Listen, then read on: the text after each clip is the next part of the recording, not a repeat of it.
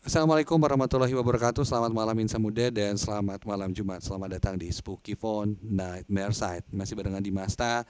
Malam hari ini yang seperti biasa akan menemani kamu dengan cerita-cerita pengalaman kisah nyata insan muda yang ingin share pengalamannya langsung di Spooky Phone Nightmare Side.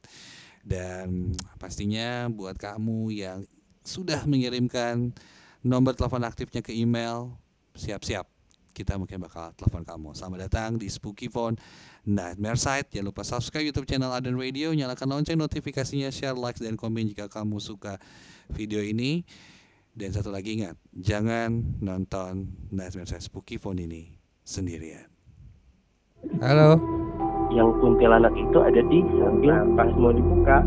Kuntilanak yang kita... Ini sih aku ya yang ngalamin.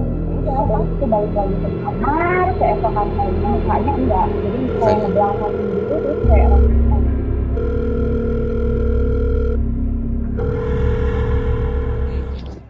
Insan muda, sekarang kita masuk ke Spooky Phone Nightmare Side yang pertama. Ini ada Anissa. Hai Anissa, halo. Hai Abang. Anissa, sorry nih ganggu Ya. nih. Anissa lagi di mana posisi sekarang? Lagi di rumah aja Bang. Di rumah. Rumah kamu di mana? Daerah mana?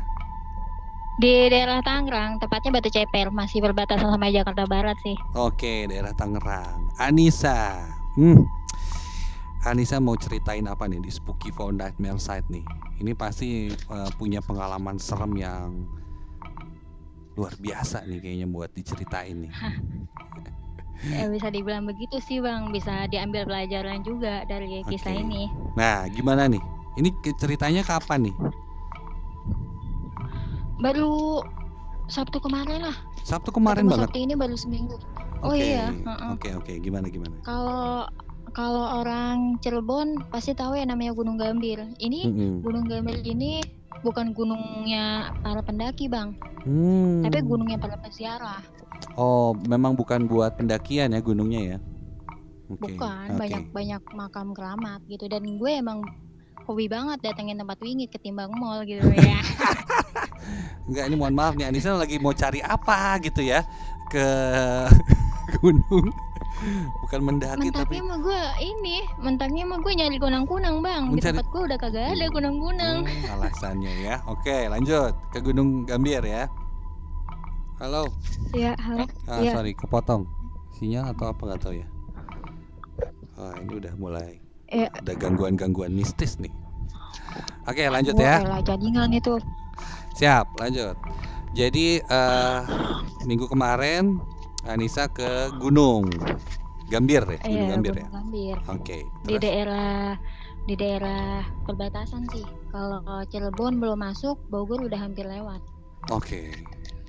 Jadi niat emang udah lama ya, cuman karena terhalang PPKM saat itu akhirnya diundur baru Sabtu kemarin berangkat. Nah, kan gue berangkat Sabtu tuh.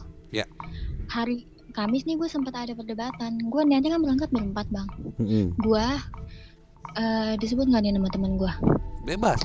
Kalau nggak keberatan nggak apa-apa. Jadi gue, Agus, Robi sama Nurdin. Nah gue nih debat sama si Agus. Kan dia nih posisinya ngajak gue. Tiba-tiba dia nyeletuk gini. Besok gue mau tuh nggak mau bareng lu gitu. Lah emang kenapa? Ya nggak apa-apa sih. Ntar kalau misalnya ada lu nya, gue nggak mau ikut. Terus kalau misalnya gue mau tau lu minggir dulu gitu. Lah sekarang siapa yang nggak kesel? Ya gue pikir lu ngapain ngajak gue? Kalau ujung-ujungnya teman-teman lu nggak boleh tahu ada gue di dalam rombongan lu kan gitu. Cuman di depan dia gue masih berusaha untuk santuy kan. Ya udah. Padahal dalam hati gue ngontok sampai gue ada niat buruk. Jujur saat itu gue ada niat jelek. Sampai niat inilah yang akhirnya jadi tragedi kesana-sananya Bang. Oke. Tapi akhirnya setelah perdebatan itu kalian tetap berangkat dong? Gue tetap berangkat walaupun itu banyak banget kendala. Jadi gue ngucap dalam hati begini, gue nggak seneng dibilang kayak gini.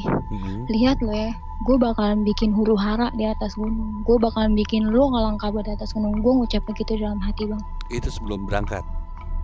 sebelum berangkat itu hari Kamis gue ngomong kayak gitu. Oke. Mungkin kalau kata orang zaman dulu mah ketulisan ya. Iya, ya udah kecatet lah itu ya. Udah Itu diniatin terus ya. hari H beberapa jam sebelum keberangkatan itu gue sama sekali nggak ada pikiran apa-apa kan. Ya gue seperti biasa, gue sebelum berangkat ya gue masak dulu lah buat orang rumah. Gue masak nasi nih, niatnya masak nasi di Magicom. Sekarang logikanya di Magicom itu kehangatannya terjaga dong. Ya. Tapi saat itu basi, baru matang.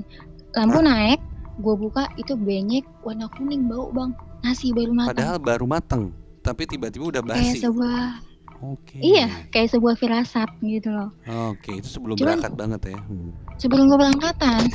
Cuma saat itu gue mikirnya Magicom gue kali ya rusak gitu. Terus gue bikin lagi kue basi juga bang. Lo tahu kue Putu Ayu kan yang warna hijau, yang atasnya kelapa itu. Atasnya kelapa. Iya, itu kelapanya juga basi bang. Tiba-tiba warna kuning.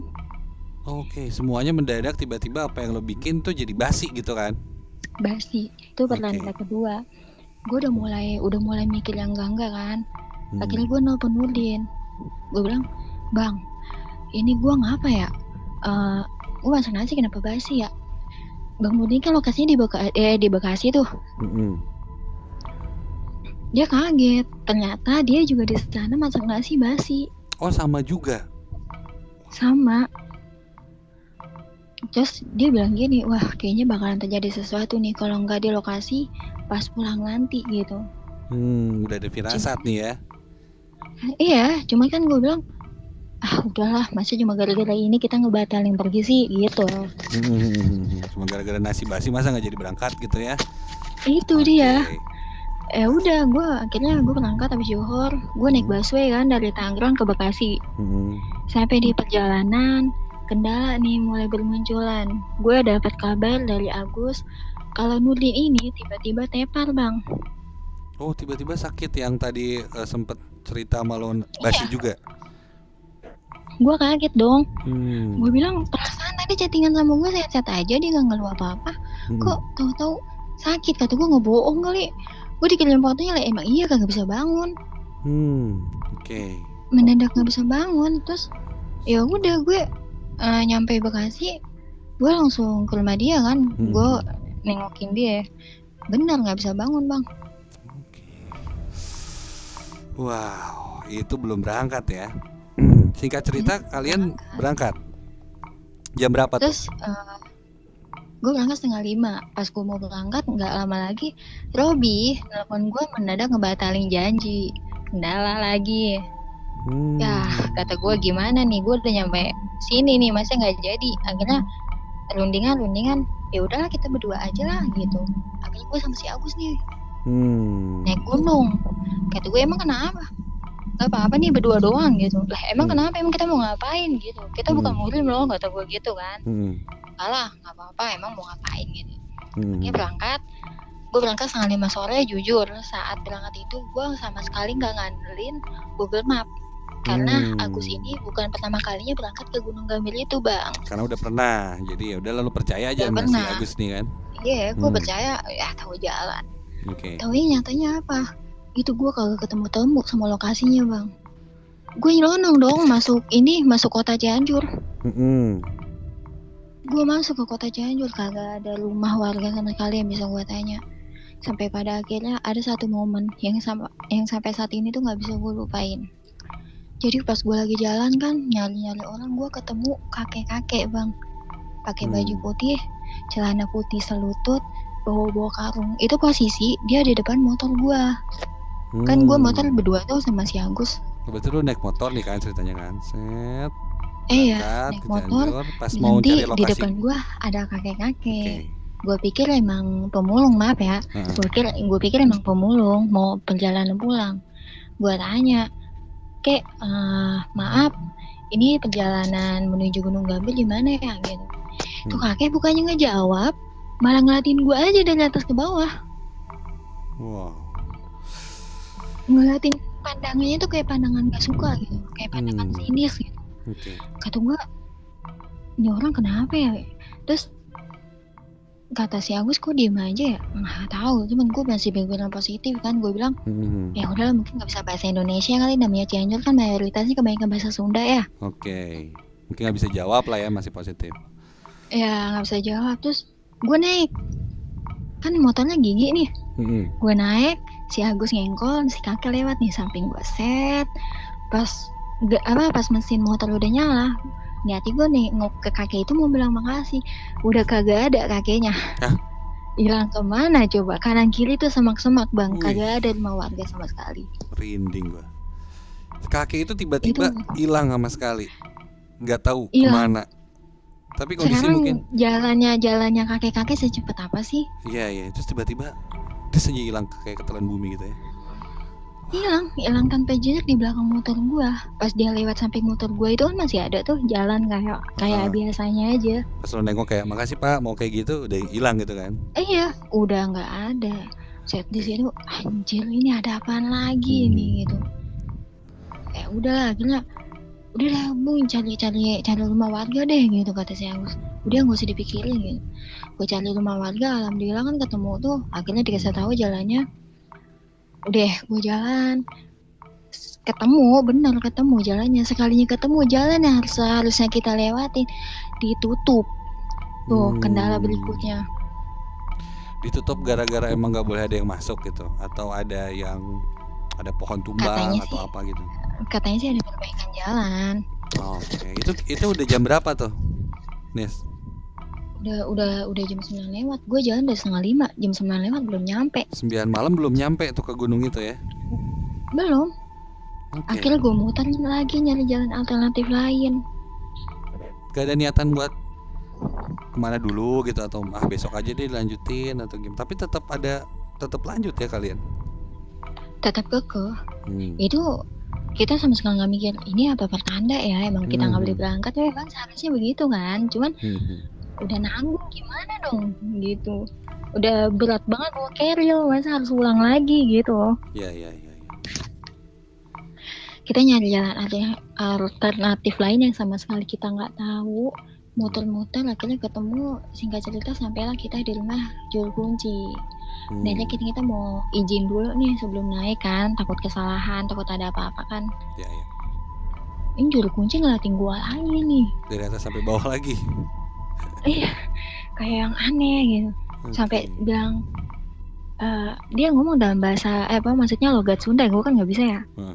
Ya bilang gini, ini si tetehnya yakin mau nanjak sekarang gitu. Emang kenapa Pak? Ya nggak apa-apa sih kata si kuncinya ini. Cuman cuaca lagi nggak bagus teh. Udah itu kan teteh habis berkata yang tidak. Oh, dia tahu dong. Kaget di situ, serius. Dia tahu. Kata gue astagfirullah. Kata gue, kok dia bisa tahu gitu. Terus si Agus nanya, emang lu ngomong apaan Nis?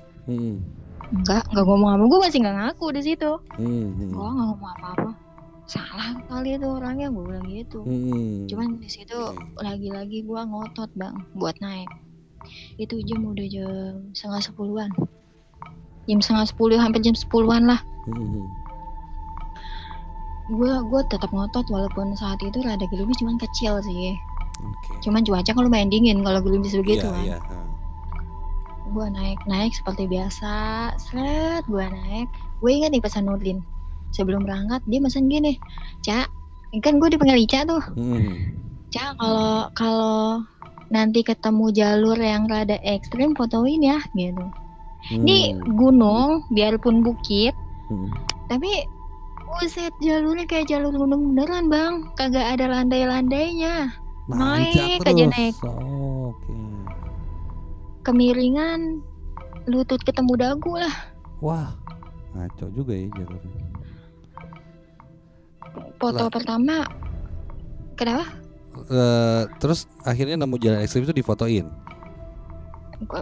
Jalur pertama gue masih aman. Pas jalur kedua foto aja meret. Gue posting di status, itu masih ada jaringan tuh. Gue posting di status WhatsApp. Nah, kan si Agus nih berdiri di belakang gue. Pas gue nggak sengaja ke belakang, si Agus tuh mukanya udah beda bang. Mukanya beda? Dia mukanya udah beda banget, dia kayak orang nahan sakit. Padahal yang gue tahu carrier yang dia bawa itu nggak seberapa berat, cuman dia pucet banget. Dia tuh udah pucet, dia mandi keringet. Di cuaca dingin dia mandi keringet. Oke. Lehernya, tangannya, mukanya pada basah sama keringet. Kata gue, ngapa lu? Nggak kenapa-napa gitu. Udah lanjut jalan. Gue tahu saat itu dia bohong. Muka dia tuh benar-benar nunjukin yang gimana sih, bukan sakit sambil jalan kan, kelihatan banget ekspresinya kan. Ya udah, dia bilang gak kenapa-napa. Gue naik sampai nyampe puncak lah gitu ya. Sampai nyampe puncak, dia langsung bangun tenda. Gue ngaso bentar sambil ngecek HP. Waktu itu masih ada jaringan walaupun udah hilang-hilangan kan, gunungnya nggak terlalu tinggi juga kan. Masih ada sinyal lah ya, masih bisa update lo, ngabarin. Cuman ngelop ntar ada hilang gitu. Saat itu temen gue komen foto yang gue posting itu. Kata dia ada anak kecil nih ngintip, anak kecil. Gue lihat, buset bener bang. Oh ada buto hijau di situ. Ada buto hijau, sampingnya ada sosok kayak anak kecil. Itu pas gue moto bertepatan sama ekspresinya si Agus yang tiba-tiba berubah.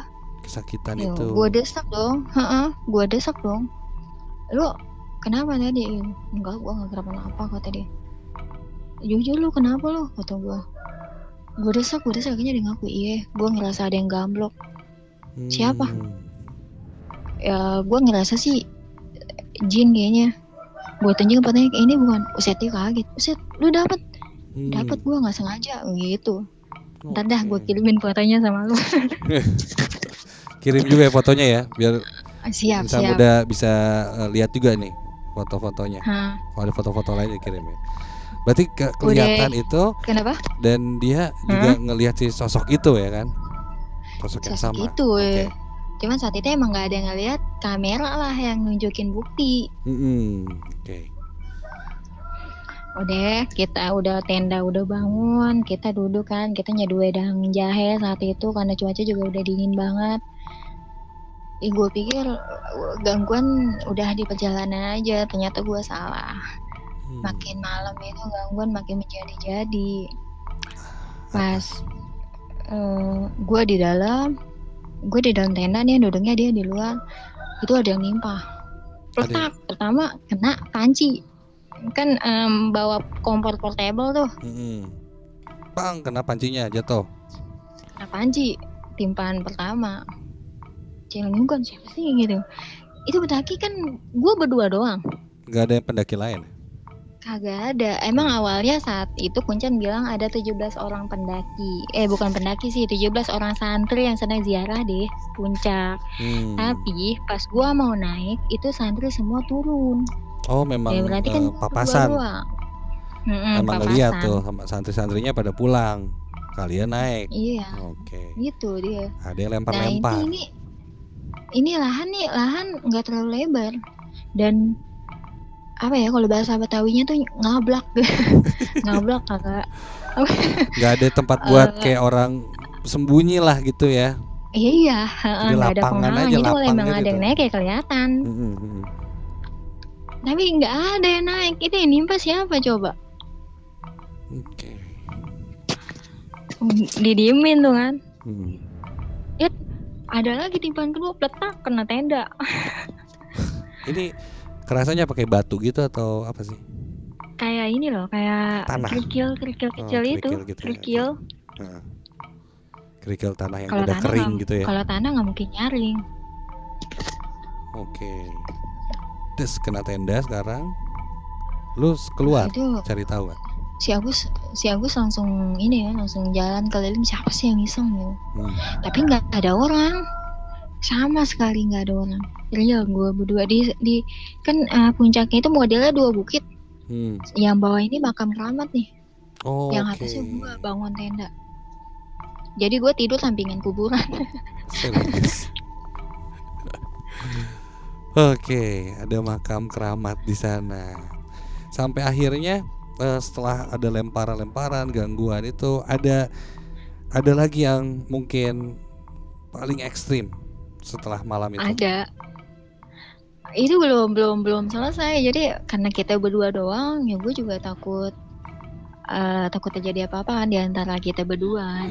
Kalau misalnya kenapa-napa ya siapa yang mau nolong gitu. Soalnya kita juga ngerame-rame kan. Iya. Ya jadi si Agus ini gue suruh masuk. Cuman dengan syarat lu di pojokan sono, gue di pojokan sini gitu. Gue takutnya ada peziarah lain yang naik, nanti mikirnya malah enggak kan. Jadi kita jaga jarak deh di dalam tenda gitu. Udah jaga jarak, karena malam udah makin larut juga. Gue tidur dalam keadaan sumsang. Paham sumsang nggak? Jadi kayak gitu ya. gue pala gue di kaki dia, pala dia di kaki gue gitu. Malang melintang gitu. Pas dia udah pulas nih, kata gue, aduh, gue nih cuaca padahal enak banget buat tidur, tapi saat itu gue nggak bisa pulas bang. Nggak lama kemudian persis di atas pala dia, itu kan berarti depan mata gue, di atas pala dia depan mata gue kan. Gue ngeliat ada kuku dari luar yang nyakar tenda. Kuku jelas banget itu, kuku panjang banget. Besar tangannya atau setangan manusia? Gue sih nggak jelas tangannya ya, cuman tenda kan kain. Ya, kalau ada gitu. Sesuatu yang neken dari luar kan ketahuan banget. Iya. Itu kayak garuk-garuk gitu loh. Oke.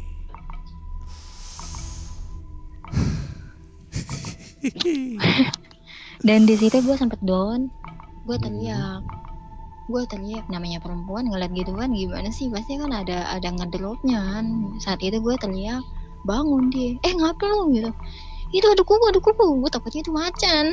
Namanya hutan ya nggak sih? Iya. Akhirnya dia keluar lagi, kagak ada siapa-siapa lagi. Gak ada siapa-siapa lagi, tapi ada suara cakaran. Waduh. Bukan suara, emang wujud. Gimana sih? Emang kelihatan gitu ya. Emang kelihatan juga ada cakarannya ya. Oke. Siap. Itu sekitar jam 1. Udahlah gua paksain tidur deh saat itu sekitar jam 1. Itu ada suara perempuan nangis dong. Tambah ada perempuan nangis. Itu suaranya kecil banget kan, katanya kalau suara kecil berarti kalau jauh berarti dekat ya. Oke. Kalau suara jauh suara gimana sih?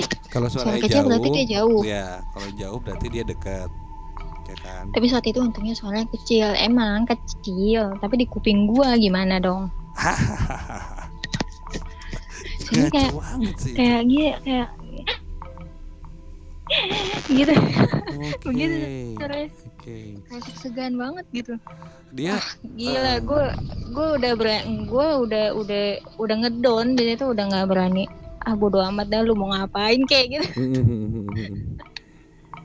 Sampai gue udah mulai paham, ini mah udah bukan manusia kalau kayak gini ya. Udah pasrah aja akhirnya. Udah ini deh, gangguan. Udah sampai itu suara sampai jam 4 pagi dan gue nggak tidur sama sekali.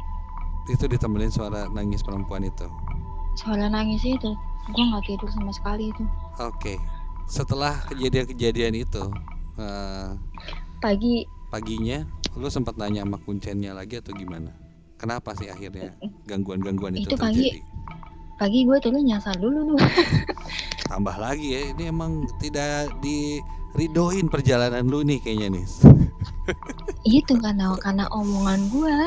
Jadi kebetulan kan pas naik gue emang banyak pohon tumbang saat itu. Cuman ada satu pohon gede yang udah dilumutin, udah berlumut warna hijau gitu, dan itu cuma satu. Pas naik cuma satu, pas turun gue ngelewatin 3 kali. Wow. Berarti kan gue muter-muter di tempat yang sama berarti ya. Oke. Singkat cerita, kalian berhasil turun? Belum. Gue di situ diam sampai gue sadar diri lah. Sampai gue sadar diri, gue bilang, udahlah, mungkin ini gara-gara omongan gue kali waktu di rumah gitu. Terus kata temen gue ini, emang lu ngomong apaan?